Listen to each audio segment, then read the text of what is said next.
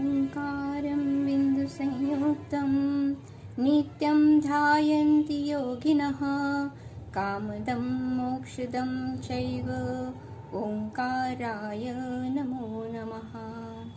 जय जिनेन्द्र। मेरा विषय है उत्तम समाधि दश धर्म। अगर इस दश धर्म का पालन हम जीवन में करते हैं तो हमारा जीवन हीरे तुल्य बन जाता है और जीवन में सुख शांति की प्राप्ति होती है। प्रथम धर्म है उत्तम क्षमा, और क्षमा पर्व भी हम मनाते हैं क्योंकि जब उत्तम क्षमा हम धारण करते हैं तो बाकी के सब धर्म हमारे जीवन में आ जाते हैं। उत्तम क्षमा का अर्थ है कि मनसा वाचा कर्मणा संबंध से अगर किसी को दुख दिया हो तो उनसे क्षमा मांगना और क्षमा करना भी। एक साइंटिफिक स्टडी कहती है कि जो हृदय रोगी है और मानसिक रोगों से पीड़ित जो रोगी है, अगर वो दूसरों को क्षमा करते हैं तो उनके स्वास्थ्य में सुधार आता है, क्योंकि क्षमा करने से हमारा मन हल्का और शांत हो जाता है। अगर हम भगवान से क्षमा मांगते हैं तो हमारे आधे पाप कटते हैं और हम प्रकृति से भी हमको क्षमा मांगना चाहिए। और जिन्होंने हमें कष्ट दिया है उनको हमें क्षमा करना चाहिए। जैसे कहते हैं क्षमा वीरस्य भूषणम।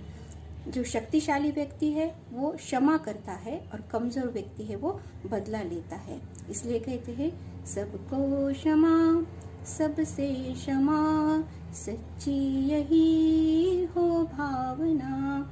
और दूसरा धर्म है उत्तम मार्दव धर्म। मार्दव धर्म का अर्थ है मृदुता और देह अभिमान में न आना, क्योंकि देह अभिमान ही सर्व जो विकार है उनकी जड़ है। जो काम क्रोध लोभ मोह अहंकार ये जो है तो वो विकार जो देह अभिमान से आते हैं, और जब हम खुद को आत्मा में एक शाश्वत चैतन्य शक्ति हूँ समझते हैं तो हम इन विकारों से दूर होते हैं। और जब हम जीवन में मार्दव धर्म धारण करते हैं तो हम जो अहंकार जो है उससे हम दूर रहते हैं। और हम अहंकार से ही क्रोध आता है। क्रोध क्यों नहीं करना चाहिए, उसका जो मुख्य दो कारण है। तो वो अगर हम क्रोध करते हैं तो हमारे जो मस्तिष्क में जो सूक्ष्म जो नस है वो डैमेज होती है और आगे चल के उसका दुष्परिणाम होता है। और दूसरी बात, जब हम क्रोध करते हैं तो जो निगेटिव एनर्जी है वातावरण की उसे भी हम अट्रैक्ट करते हैं और दुखी होते हैं। दुखी क्रोध करने वाला खुद भी दुखी होता है और दूसरों को भी दुख देता है। इसलिए कहते हैं अहंकार से तीनों गए, धन वैभव और वंश, ना मानो तो देख लो कौरव रावण और कंस। इसलिए हमें दूसरों को रिस्पेक्ट देना चाहिए। तीसरा धर्म है अर्जो धर्म। उसका अर्थ है कपट न करना, मतलब अंदर एक और बाहर एक ऐसे नहीं। हमारे जीवन में सच्चाई सफाई और सादगी है तो हमारा जीवन जो है वो उच्च बनता है। और कपट करने से तिरंज गति का बंध भी होता है।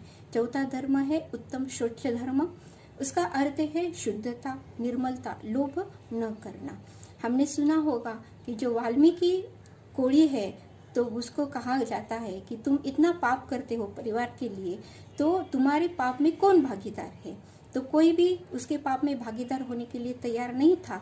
वैसे हमें भी सोचना चाहिए कि हम हमारे परिवार के लिए जो भ्रष्टाचार कर रहे हैं उसका जो पाप है वो हमें अकेले को भुगतना पड़ेगा।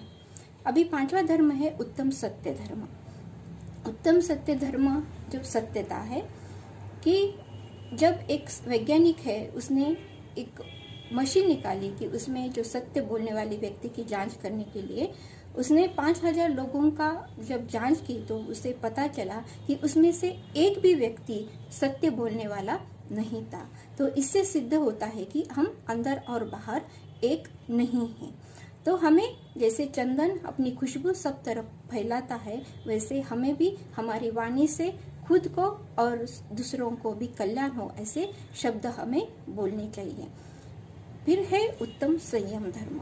इसका अर्थ है हमारा जीवन संयम अगर नियम में है तो हमारा जीवन जो है वो कमल पुष्प के समान निखरता है। इंद्रियों को वश में करना और इंद्रियों को कंट्रोल में करना, इससे संयम धारण होता है।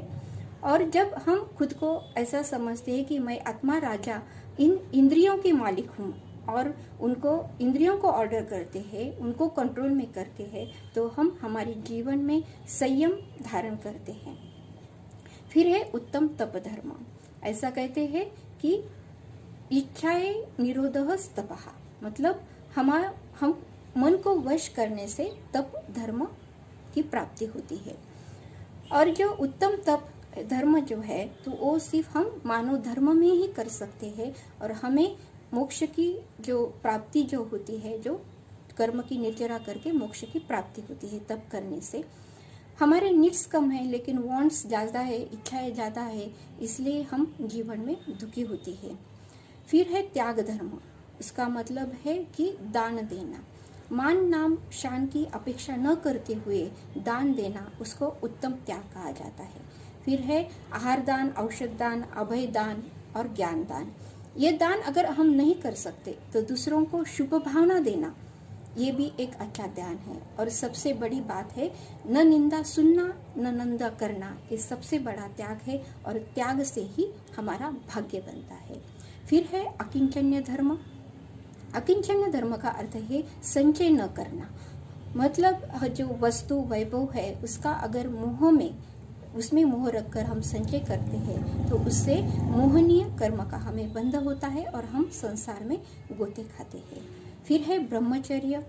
ब्रह्मचर्य धर्म जो है वो जैसे मंदिर के ऊपर सुवर्ण कलश होता है, वैसे ब्रह्मचर्य धर्म सब धर्मों का राजा है, सुवर्ण कलश है। और जैसे कल्प वृक्ष से, मतलब जो ब्रह्मचर्य है, जो ऐसा कल्प वृक्ष है जो हमें